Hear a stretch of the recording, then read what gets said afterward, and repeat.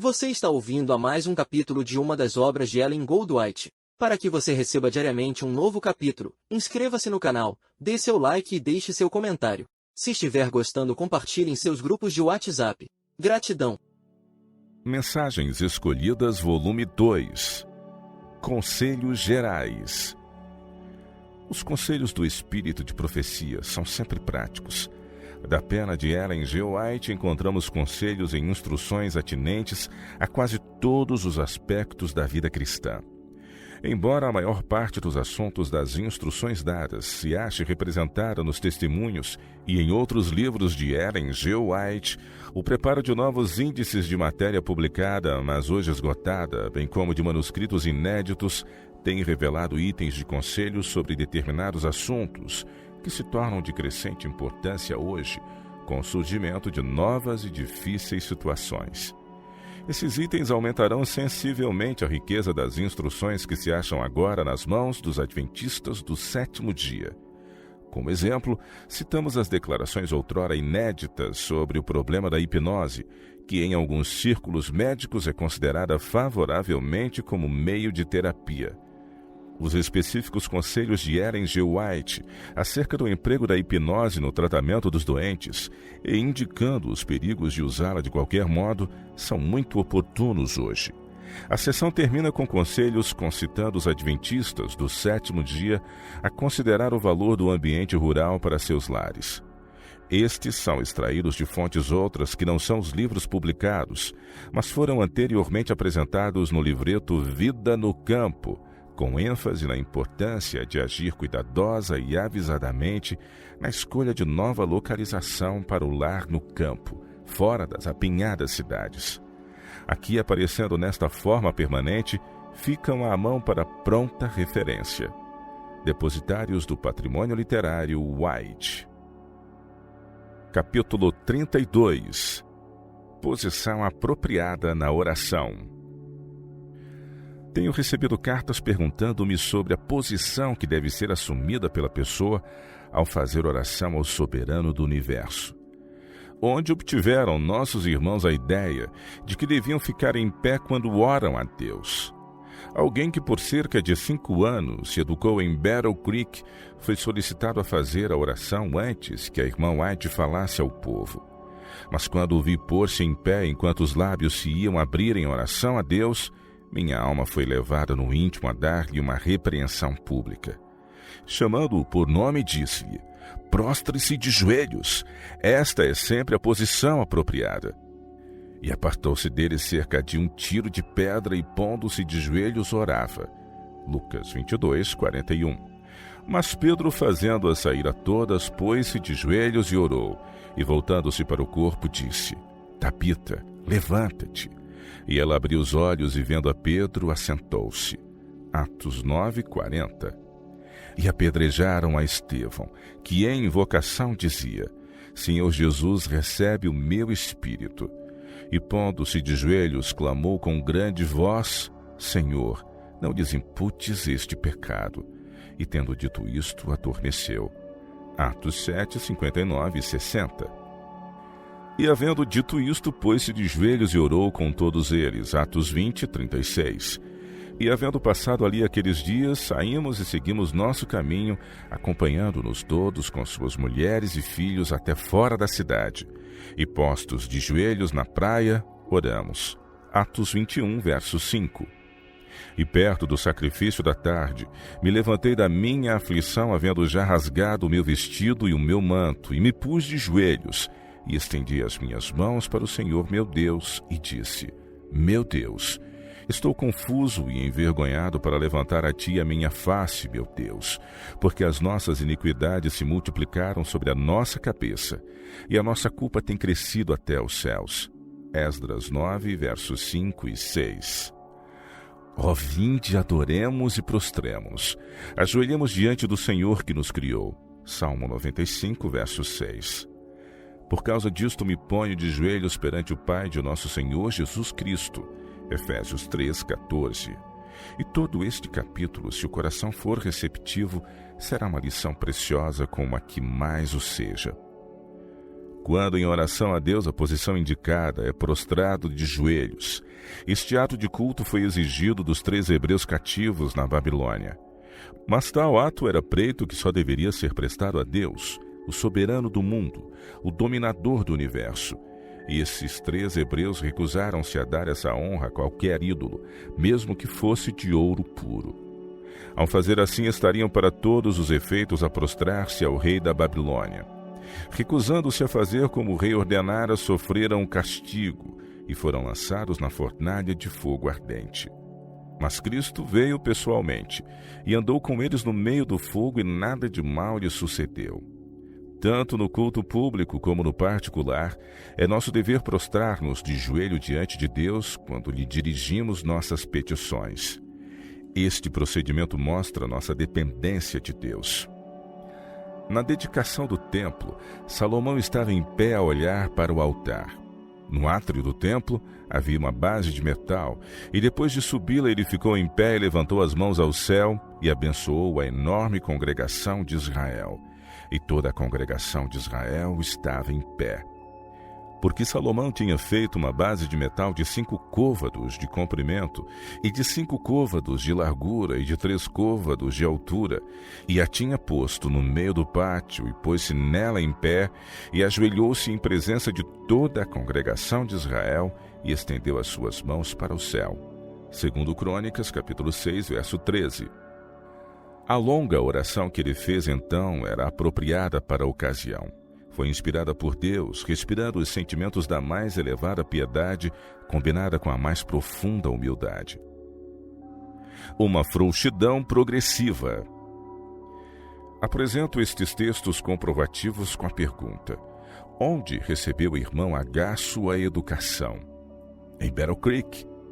Será possível que, com todo o esclarecimento que Deus tem dado a seu povo sobre a reverência, pastores, diretores e professores de nossas escolas, por preceito e exemplo, ensinem os jovens a ficarem em pé na devoção, como faziam os fariseus?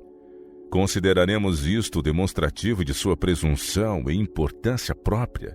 Devem essas características tornar-se distintas? E disse também esta parábola a uns que confiavam em si mesmos, crendo que eram justos e desprezavam os outros. 2 homens subiram ao templo a orar, um fariseu e o outro publicano. Um fariseu, estando em pé, orava consigo desta maneira: Ó Deus, graças te dou, porque não sou como os demais homens, roubadores, injustos e adúlteros, nem ainda como este publicano. Jejuo 2 vezes na semana e dou os dízimos de tudo quanto possuo. Lucas 18, versos 9 a 12.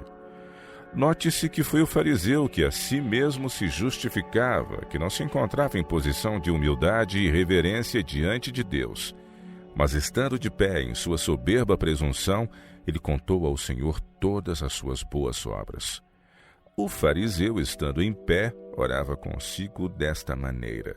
Lucas 18, verso 11. E sua oração se elevou acima de si mesmo. O publicano, porém, estando em pé de longe, nem ainda queria levantar os olhos ao céu, mas batia no peito, dizendo: Ó Deus, tem misericórdia de mim, pecador. Digo-vos que este desceu justificado para sua casa, e não aquele, porque qualquer que a si mesmo se exalta será humilhado, e qualquer que a si mesmo se humilha será exaltado.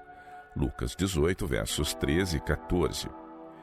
Temos a esperança de que nossos irmãos não manifestarão menos reverência e respeito ao aproximarem-se do único Deus vivo e verdadeiro do que os pagãos manifestam para com suas divindades idólatras, ou estes povos serão nossos juízos no dia da decisão final. Falo a todos os que ocupam os lugares de professores em nossas escolas. Homens e mulheres, não desonreis a Deus pela vossa irreverência e impotência. Não vos ponhais eretos em vosso farisaísmo ao fazerdes vossas orações a Deus. Desconfiai de vossa própria força. Não confieis nela, mas prostrai-vos frequentemente de joelhos diante de Deus e adorai-o.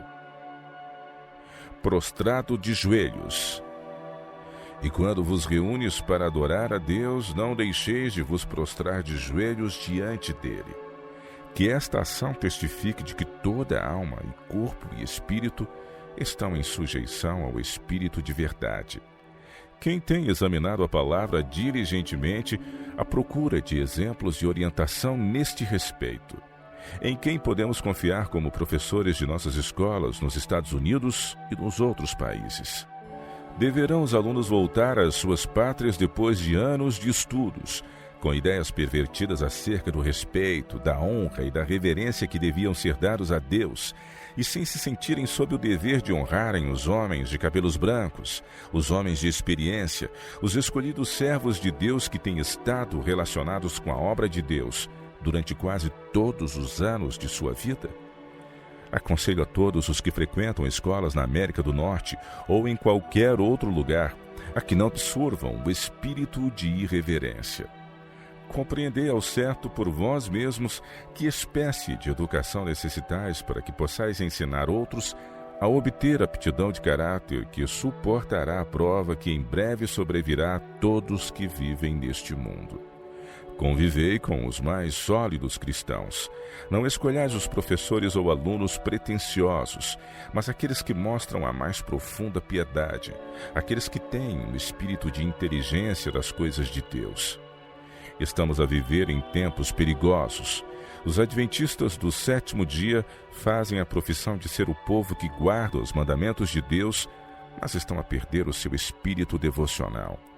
Este espírito de reverência para com Deus ensina aos homens a maneira de se aproximarem do seu Criador, com consagração e reverência pela fé não em si mesmos, mas no mediador. Assim o homem está seguro sob todas as circunstâncias em que se encontre. O homem deve vir ao escabelo da misericórdia de joelhos prostrados, como um súdito da graça, um suplicante. E ao receber benefícios diariamente da mão de Deus, deve sempre acalentar gratidão em seu coração e expressá-la por palavras de agradecimentos e louvor por esses favores desmerecidos. Os anjos têm estado a guardar o seu caminho durante toda a sua vida, não tendo ele visto muitas das ciladas das quais o livraram. E por esta proteção e vigilância feita por olhos que jamais cochilam e nunca dormem, deve ele reconhecer em cada oração o serviço que Deus lhe presta. Todos devem apoiar-se em Deus, em seu desamparo e em sua necessidade cotidiana. Devem mostrar-se humildes, vigilantes e piedosos. Louvor e ação de graças devem fluir em agradecimento e sincero amor a Deus. Eles devem louvar ao Deus Altíssimo na Assembleia dos Justos e na congregação. Todos os que têm uma noção de sua vital ligação com Deus devem estar diante do Senhor como suas testemunhas, relatando o amor, as misericórdias e a bondade de Deus. Que as palavras sejam sinceras, simples, fervorosas, inteligentes, o coração inflamado com o amor de Deus, os lábios santificados para a sua glória, não somente para anunciar as beneficências de Deus na Assembleia dos Santos, mas para serem suas testemunhas em todo o lugar. Os habitantes da terra devem saber que Ele é Deus, o único Deus verdadeiro e vivo. Deve haver um conhecimento inteligente de como aproximar-se de Deus em reverência e piedoso temor com amor devocional. Há uma crescente falta de reverência para com o nosso Criador, um crescente desrespeito pela sua grandeza e majestade.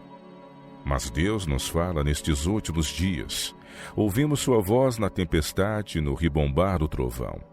Ouvimos das calamidades que Ele permite nos terremotos, das inundações e dos elementos destruidores que levam tudo à frente. Ouvimos de navios que naufragam no oceano tempestuoso. Às famílias que têm recusado reconhecê-lo, às vezes Deus fala no turbilhão e na tempestade, às vezes face a face como Ele falou com Moisés. Ou segreda seu amor à confiante criancinha e ao decrépito e encanecido ancião. E a sabedoria terrestre torna-se sábia ao contemplar o invisível.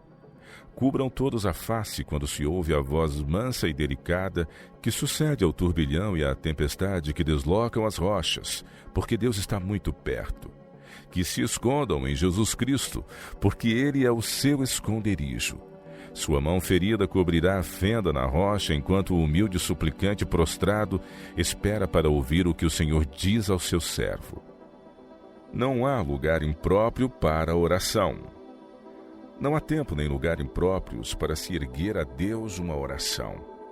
Entre as turbas de transeuntes na rua, em meio de uma transação comercial, podemos elevar a Deus um pedido, rogando a direção divina, como fez Neemias quando apresentou seu pedido perante o rei Artaxerxes. Podemos falar com Jesus no caminho e ele diz: estou à tua mão direita. Podemos comunicar com Deus em nosso coração, andar na companhia de Cristo.